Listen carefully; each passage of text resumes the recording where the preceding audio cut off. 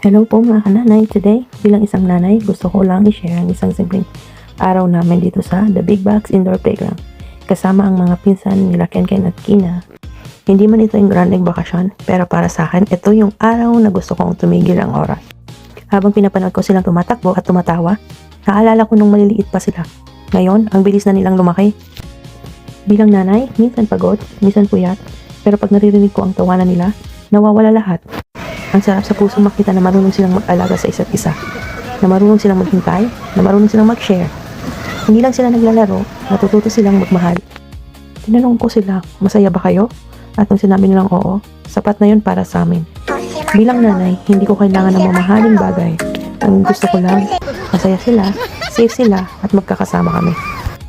Sa mga kapwa nanay dyan, alam ko hindi madali, pero wag nating kalimutan na gumawa ng ganitong moments. Hindi nila maalala yung pagod natin, pero maalala nila yung mga araw na tumawa, tayo kasama nila. Salamat sa pagsama sa amin sa simpleng bonding namin dito sa The Big Box Indoor Playground. Treasure the little moments. Mamas, mabilis lumaki ang mga anak. Hanggang sa susunod from this proud and grateful nanay. Thank you for watching. Please like and subscribe for more videos.